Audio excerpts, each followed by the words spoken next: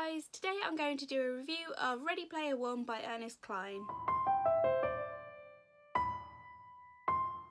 Just a quick side note before I get into the review, I am reviewing this book before seeing the film, so I can't make any comparisons to the film.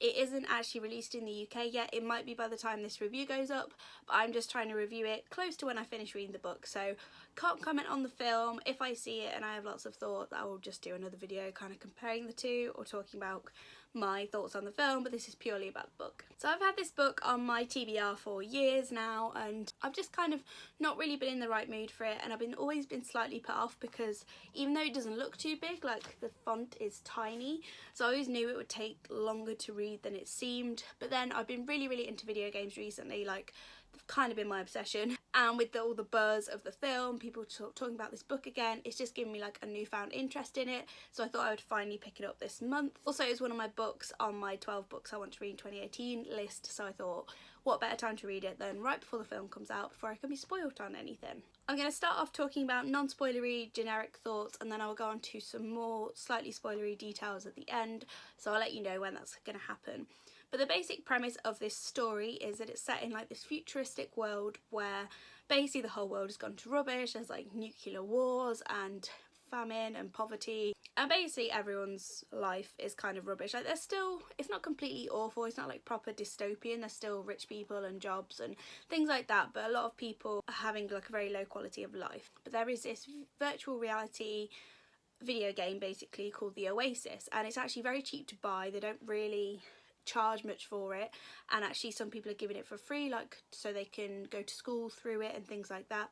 So basically everyone spends all their life living in the Oasis, like their jobs are in the Oasis, like I said, their schooling can be in the Oasis, and it's just kind of this haven where everything is better than it is in the real world. Our main character is called Wade Watts, and both his parents have died, and he lives in like this trailer park, which you can kind of see from the cover. It's like lots of trailers piled on top of each other because there's just not the room for people to have like their own spaces and stuff, because again, world's kind of gone to shit.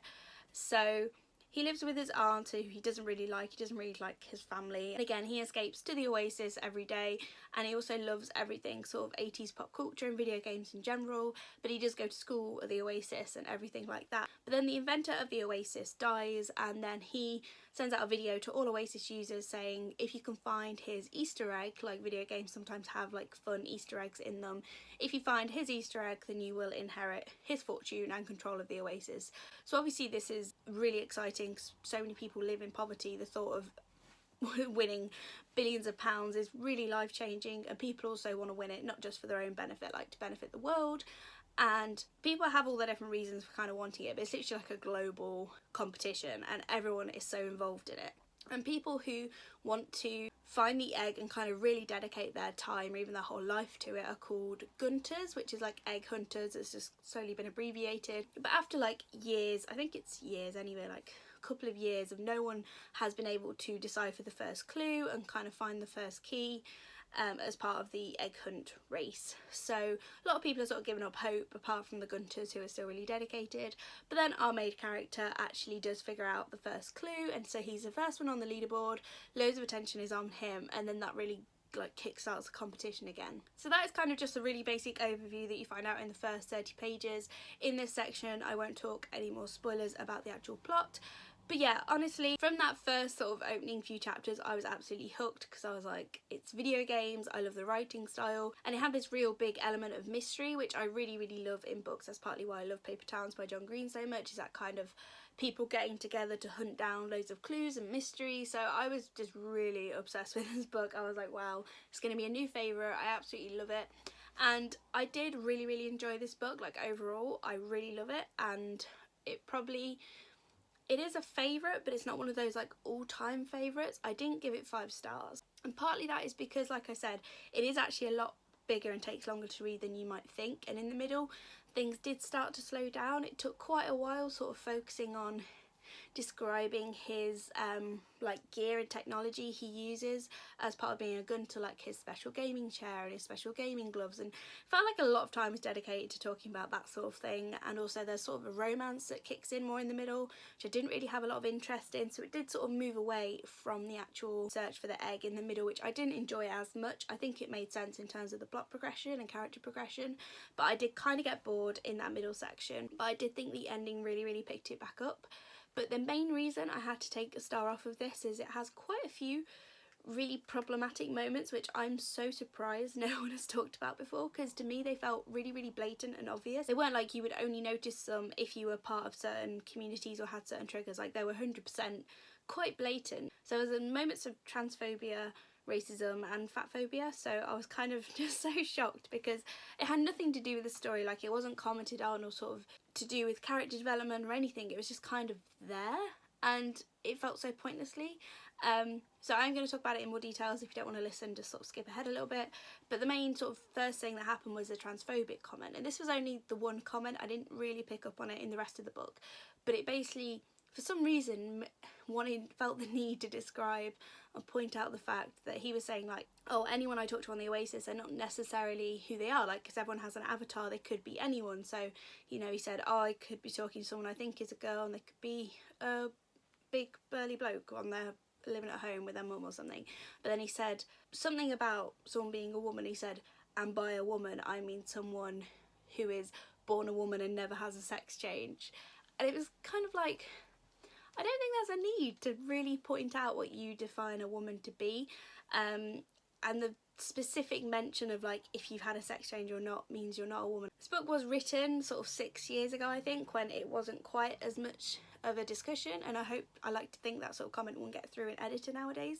But honestly, it just felt so unnecessary, and it just really sort of made me take a step back and be like, there was no reason to say that. Like, there was literally no point in you having that sentence in there and sort of pinpointing things like that. So yeah, that annoyed me. Also, there was fat phobia kind of all the way through, because the main character comments quite a bit about how he's overweight and really unattractive and how he really doesn't like himself, and then that progresses to the point where, like, he is covering the mirrors up because he doesn't want to look himself, and it's just kind of pointing out the fact that if you're fat then you're disgusting. It wasn't just that he felt like he was disgusting because he was fat, it was kind of almost hinting at, like, you are disgusting if you are fat. And then what other story progression could happen for a character who is fat other than they then lose weight and then they're much happier in themselves and everything's better and their whole life sort of gets back on track. So yeah, that happened, and I was kind of like, again, no need for that at all. And then there was hints of racism as well. I personally found the two Asian characters to be quite stereotypically Asian. It's not really my place to say if it was a racist representation or not, but it was just like, it felt very stereotypical in terms of the things they said. They were all about, like, respect and honour and bowing at each other, and they were like samurais, and I was kind of like, fair enough if that is a characterisation, but especially because of what else had happened in the book, I kind of got the impression that the author just hadn't done any research about Asian culture and couldn't really think of a way to come up with dynamic Asian characters. He was just like, oh, respect and they must be samurais and love manga, and it felt very stereotypical. That is my own assumption, I don't know that for sure, but based on the rest of the book I was kind of like, it wouldn't surprise me if he just couldn't be bothered to make fleshed out characters from Japan and just kind of went with what he thought Japanese people would be like. And also there is a more spoilery comment on racism, which I won't talk about until after the spoiler warning, but again was problematic as fuck. So those are kind of my overarching non-spoilery views. So I really loved the storyline, I loved the kind of plot progression in general. It did dip in the middle, but overall it was really well done. I don't think you need to, like, be born in the 80s to get all the 80s references. Like, there's plenty I didn't understand, but it doesn't take away your enjoyment from the book, which I think is quite important to address, because a lot of people, when they're buzzing about this book, they're like, oh, all the 80s references, and that almost put me off, because I was like, I'm a 90s kid, like, I don't really know that much about 80s culture. But honestly, you'd be surprised about how much you know. It's more things like Pac-Man, Back to the Future, which everyone does know, and then the more niche sort of references on video games and stuff, like, you don't have to know the references to appreciate it or enjoy it at all. So I would definitely recommend this book, especially if you love video games and mystery, and it's just very well put together. But I would just, like I said, be aware of the fact that there is sprinklings of problematic things, and yeah, transphobia, fat phobia and racism. Just little bit. It doesn't ruin the story because it is just a tiny bit of it, but it's just so unnecessary. So I'm going to talk about some more spoilery things for those of you who have read the book. So like I said in the bit where I was talking about what I found problematic, there is also the whole thing about the fact that his friend H is not actually a white man and is actually a black girl, and there's nothing wrong with that twist in the story, I don't think, but it does kind of take away like the opportunity to have representation in your book. Like, you could have had a black female character all the way through and that'd be very prominent in the story. It just happens so close to the end, like you never get to meet and really see H outside of their avatar. Obviously they do meet and that's how he finds out that H isn't a boy and is also black as well, but you don't really spend much time with H in the real world. It's still all through the Oasis. And then there's the weird thing where Wade is like, I'm still going to refer to H as he and everything because his avatar's male, so he is still a he in my mind and all that kind of thing, which I just again found really weird, because it's like, even when you did bring up the fact that actually your character is a black girl, you're still sort of erasing that in favour for a white man.